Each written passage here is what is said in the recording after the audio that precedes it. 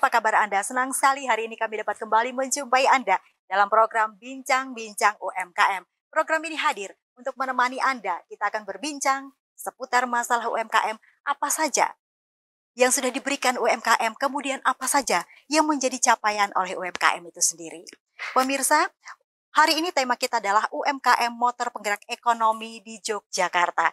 Untuk membahas hal ini saya tidak sendiri, sudah hadir bersama saya Ibu Nina Ganda Prasari atau yang biasa disapa dengan Bunda Sari. Beliau adalah Ketua Cipuri Dalem Benawan. Saya sapa dulu, selamat malam Bunda. Selamat malam, Mbak Oli. Apa kabar? Kabar baik. Terima kasih sudah hadir bersama kami. Sama-sama. Dan terima kasih juga kami sudah diperbolehkan untuk melaksanakan acaranya di tempat ini. Dengan senang hati. Oke. Kita hari ini Bunda mau berbicara tentang UMKM sebagai motor penggerak ekonomi Gunung Kidul atau yang lebih luas lagi Yogyakarta. Namun sebelum kita masuk itu, kita rehat sebentar. Pemirsa, inilah bincang-bincang UMKM selengkapnya bersama saya Olivia Teja.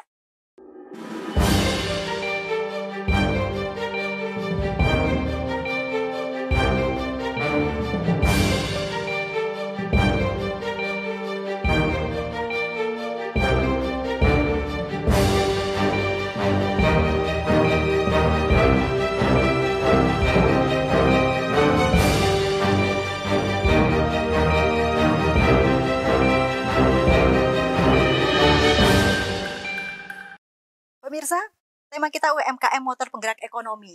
Nah, kita ingin tahu seperti apa di lapangannya. Kemudian seperti apa juga Bunda Sari menggerakkan teman-teman yang tergabung di dalam UMKM itu sendiri.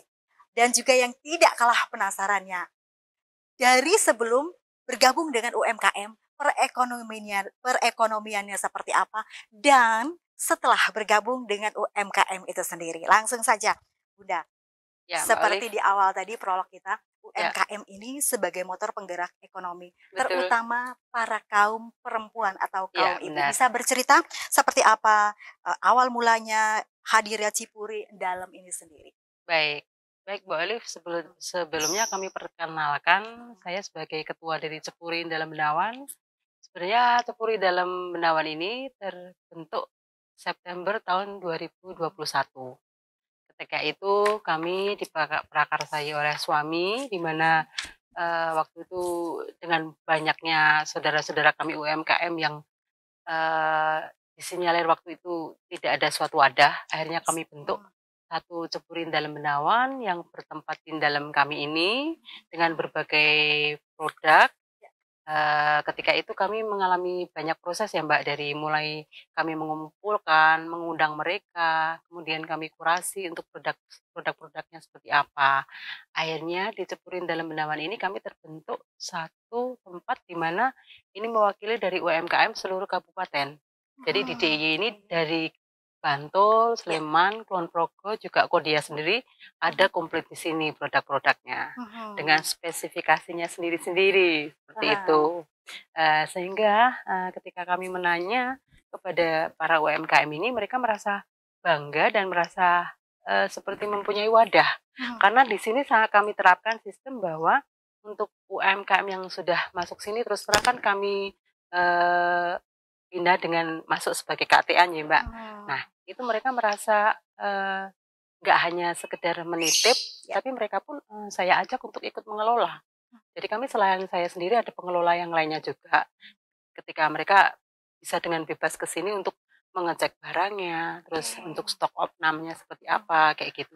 Jadi mereka bisa dikatakan mereka mempunyai semangat dan mempunyai apa ya, kayak jiwa semangat bareng-bareng seperti itu. Yang melatar belakangi sehingga disinilah menjadi awal tempat teman-teman itu berkumpul. Ada sesuatu kekhawatiran mungkin di luar sana ketika mereka tidak dalam satu wadah, mereka akan berjalan sendiri-sendiri atau seperti apa? Iya, karena mereka setiap UMKM ini kan mereka memproduksi makanan sesuai spesifikasi masing-masing ya. Tapi mereka biasanya bingung mau dijual di mana. Terus kalau misalkan dititip-titipkan, nah kelebihan dari kami ini, kami kan sering mengadakan acara juga. Terus terang acara yang kami buat ini selain program acara, kami juga menyisipkan untuk kami buat seperti program ada dinner atau paket makan malam dengan tarian-tarian adat tradisional.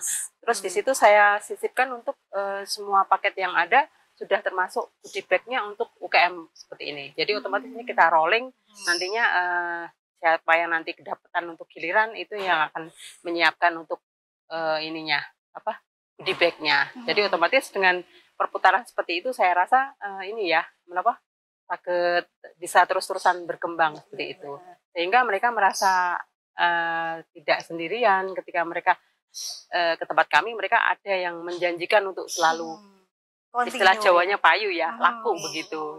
Oke. Ada data mungkin dari Ibu sendiri sebagai ketua, teman-teman yang tergabung di dalam UMKM ini sendiri sebelum mereka bergabung dari segi income, pemasukan, dan setelah mereka mengikuti, seperti apa pencapaiannya? Tetapi jangan dijawab dulu, Bunda, ditahan dulu. Sepertinya sudah tidak sabar untuk menjawab. Kita kasih kesempatan yang melewat ini. Siap. Pemirsa, jangan kemana-mana, kami akan kembali setelah jeda pariwara berikut ini. Tetaplah bersama kami di Bincang-Bincang UMKM.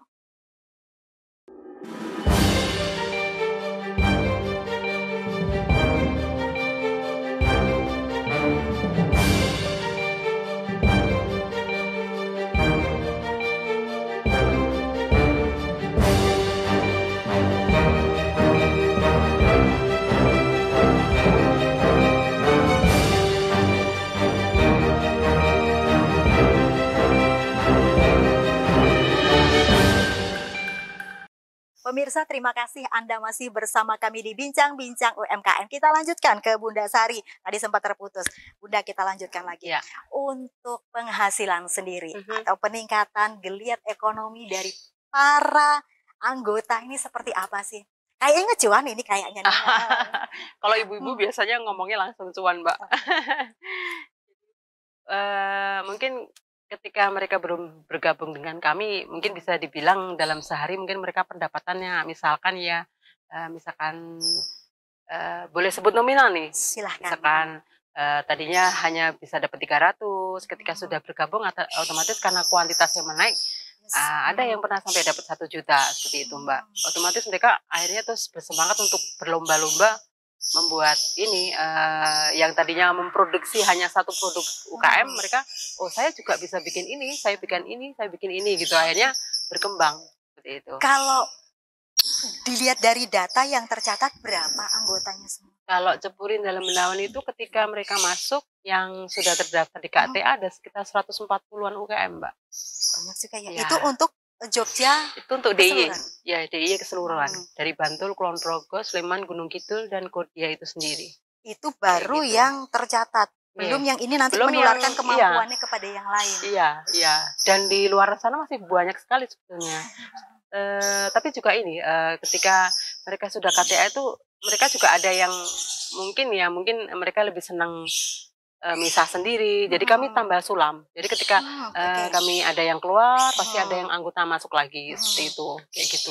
Apa sih sebenarnya keunggulan yang didapat dari anggota ini ketika mereka bergabung di Cipuri ini sendiri?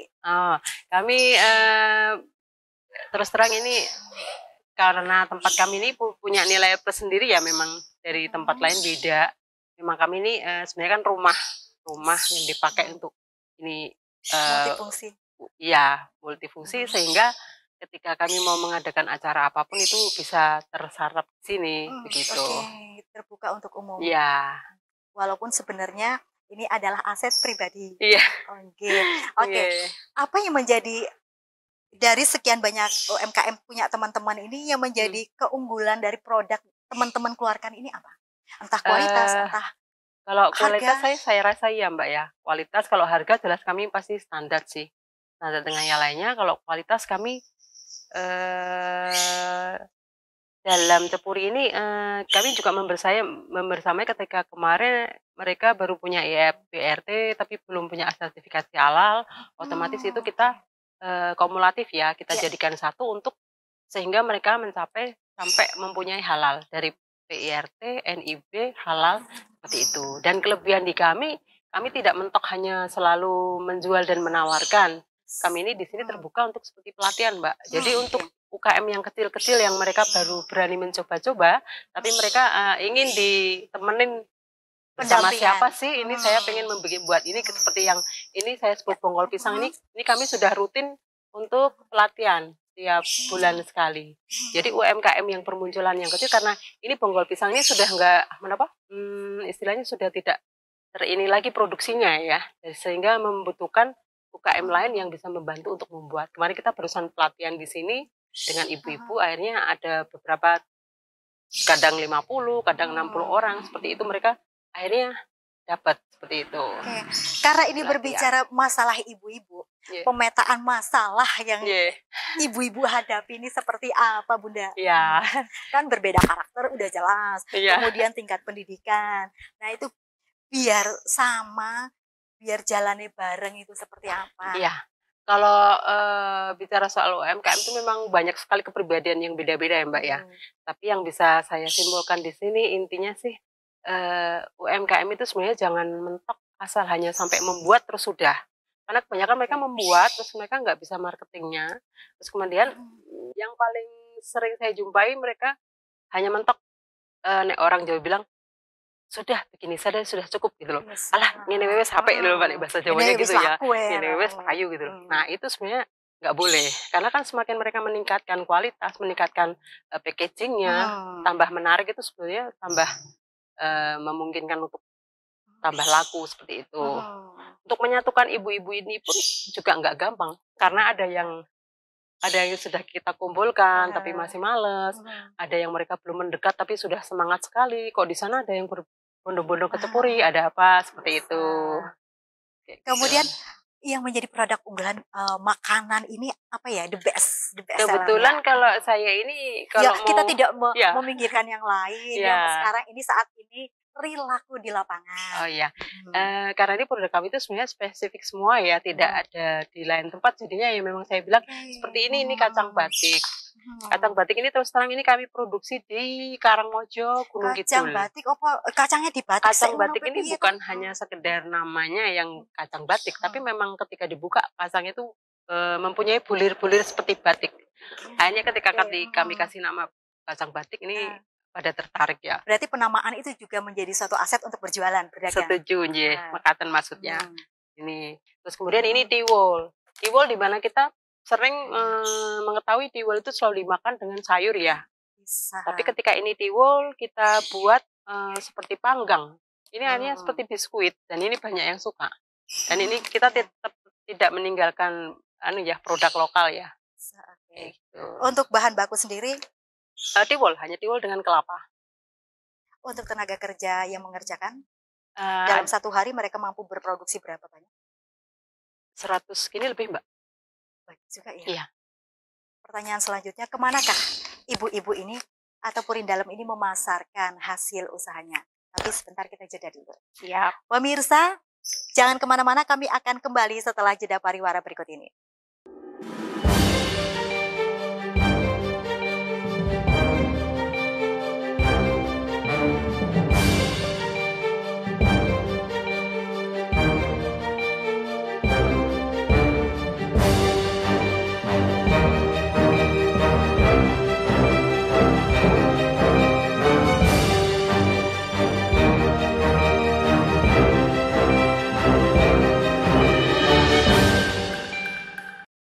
Pemirsa, terima kasih Anda masih bersama kami. Kita lanjutkan lagi dengan Bunda Sari.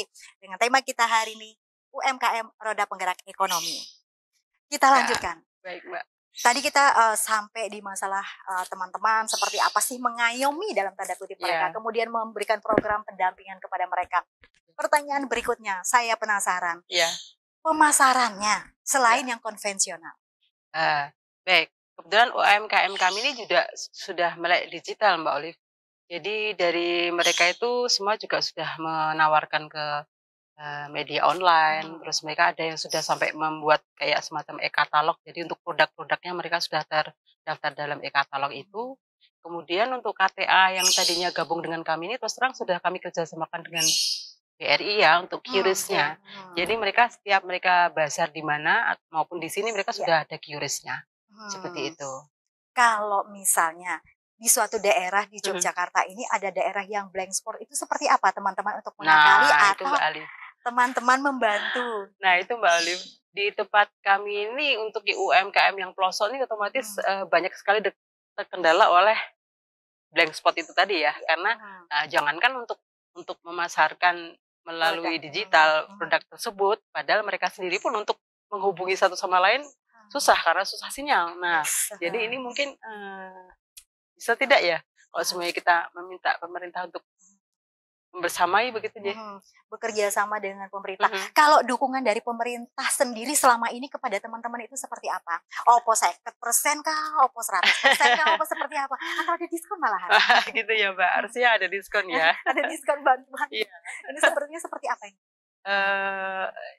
Sepertinya begitu Mbak, nanti bisa itu kita minta diskon untuk, karena mereka juga pada dasarnya mereka sangat interest sih, sangat interest dan sangat concern untuk membantu UMKM seperti ini. Gitu. Kalau selama ini yang real pemerintah daerah itu membantu UMKM itu seperti apa yang Bunda rasakan dan teman-teman? Sebetulnya bukan masalah rasakan dengan teman-teman ya, tapi malah justru saya harapkan. Nah, catat, harapkan. Di punggung kami ini kan banyak sekali produk UMKM. Sementara di Yogyakarta terlebihnya ini banyak sekali hotel-hotelnya ya. Saya harap kota wisata. Di samping kita kota wisata, kita kota pendidikan. Kan bisa ya di satu hotel tuh makanannya yang ada di dalam kamar jangan hanya makanan pabrikan, tapi kenapa enggak kita memakai produk UMKM seperti ini kayak gitu. Terus kayak misalkan di kulkas itu ya ini enggak menyebut merek ya, tapi kan kebanyakan kita buka kulkas langsung produk seperti itu. Padahal kami punya herbal dari ini dari Sleman yang enak. Ini juga ada yang produk cair, jadi bisa kita taruh di kulkas hotel seperti itu ya. Nah, itu harapan kami. Selama ini sudah pernah dicoba atau? Saya sudah memasarkan memang. Karena seperti coklat juga kita punya. Boro itu Kulon Progo coklat enak, Gunung Kidul juga coklat enak. Why not? Ketika kita taruh hotel kan, wah keren ini produk UMKM lokal begitu loh. Dengan begitu kan kami bisa membantu UMKM secara maksimal. Kalau menurut Bunda sendiri, selama ini masih belum berjalan seperti yang diharapkan. Yang menjadi sumbatan atau kendala apa sih? Kalau menurut teman-teman dan juga Bunda, sehingga ini tidak berjalan seperti yang diharapkan, atau lobby politiknya kurang, atau juga lobby mungkin kesepakatannya Mbak. Mungkin kesepakatannya yang komunikasinya belum jatuh ya. Tapi pada dasarnya sebenarnya sudah ada sinyal-sinyal hijau yang pemerintah dan hotel-hotelnya juga memperhatikan. Apa kurang kencang dobraknya sehingga pemerintah bisa memperhatikan. Jadi gitu itu ya. PR kita semua. Kemudian ini tadi produk makanan. Ini karena kita sudah berada di penghujung segmen. Selain makanan, apalagi yang teman-teman bisa jual? Kami UKM kami juga tidak hanya makanan, tidak hanya kuliner, tapi kami ada juga craft, kerajinan, kerajinan bambu yang dari saya itu kami ini dari Gunung Kidul, dari Semin. Kemudian seperti ekoprint, kain-kain ekoprint itu dari Bantul, Kulon Progo, kayak gitu banyak. Terus ada salah satu kerajinan yang ramah lingkungan, di mana itu sekarang kan baru digalakkan sampah ya, sampah kan mengerikan kan. Itu ramah lingkungan, yaitu anyaman dari daun pandan. Nah itu saya tuh punya cita-cita, kenapa misalkan hotel nih, salah satu hotel nih, sandalnya, kita Jogja nih, kita bicara Jogja nih. Mereka kan bisa sandal hotel tuh pakai anyaman dari pandan laut tersebut. Tidak perlu susah-susah mendatangkan dari luar lah seperti itu. Karena dengan seperti itu kita sangat-sangat menolong ini ibu-ibu penganyam pandan laut yang sudah sepuh-sepuh itu di Serandaan Bantul sana banyak Mbak. Dan itu mereka tuh nganyam hasilnya cuma seberapa, tapi karena mereka mungkin dedikasi ya sama pengabdian ya, mereka nggak dirasa lelahnya seperti apa. Padahal hasilnya sedikit sekali. Padahal ketika menjadi anyaman itu kita kalau bisa dijual laku itu seperti itu. Oke. Kemudian kalau misalnya teman-teman di luar sana, orang di luar sana ingin mendapatkan produk-produk ini, kemana menghubunginya? Saya di langsung IG-nya bisa. seperti apa mungkin bisa di-share. Saya langsung bisa, dan mereka memang sudah mempunyai sih, mereka IG mereka sudah punya, kemudian mereka katalog itu tadi mereka juga sudah punya, jadi bisa langsung menghubungi kami pun bisa, langsung ke UKM juga tidak masalah. Carinya di Cepurin Dalam Benawan ya, dengan galeri oleh-oleh Jogjanya ini. Ya. Oke, berarti nomor telepon juga sudah ada di situ. Ya, kami ada di titik 0 km. Dekat Terakhir. sekali dengan keraton, dengan Malioboro. Terakhir Gitu. ini, Ya. program ke depan yang teman-teman ingin capai itu apa? Program ke depan yang teman-teman ingin capai selebihnya ini Mbak, mungkin ya, di samping peningkatan kualitas, Ya. peningkatan packaging ini selalu kita setiap kali ada pendampingan, terus kemudian kayak mungkin kalau ekspor mungkin terlalu ini ya, tapi memang itu sudah ada beberapa yang kami udah ekspor sih. Kayak ini banana ini, Ya. ini terus ini yang Kalau bisa. makanan-makanan dalam kaleng itu ada beberapa yang ekspor tapi tidak besar sih. Tapi harapan kami semua UMKM bisa seperti itu. Kayak gitu Mbak. Berbicara tentang UMKM ini sepertinya tidak ada habisnya. Betul. Tetapi karena waktu kita yang habis, Aduh, maka belum cukup ya Mbak Olive statement sebetulnya. closingnya dari Bunda Sari, silahkan. Yeah. Baik, mungkin kedepannya sekali lagi kami memohon kepada pemerintahan untuk lebih concern terhadap UMKM untuk bisa meningkatkan perekonomian UMKM tersebut, terlebih-lebih ke pendekatan yang lebih apa ya Mbak, lebih personal kepada para UMKM ini. Karena mereka ini mut-mutan banget. Jadi kalau perempuan kita bicara ini ya, maksudnya SDM-nya nggak banyak mood, perempuan. jadi masakannya nggak enak. Nggak mood, hasil kulinernya jadi nggak enak. Tapi ketika kita semangat, kita merasa dibersamain terus, mereka semangat, saya rasa hasilnya akan konsisten. Jadi kualitasnya juga akan kita capai dengan bagus. Berikut packaging itu selalu kita ini reschedule ulang untuk bisa diperbarui terus seperti itu. Dan kedepannya kami mestinya harapan kami Cepurin Dalam Benawan lebih bukan hanya saja terkenal, tapi kami bisa mewadahi lebih banyak dan kami bisa bekerja lebih banyak untuk para UKM sehingga tercapai nilai ekonomi yang berkelip. Ya, asik gitu.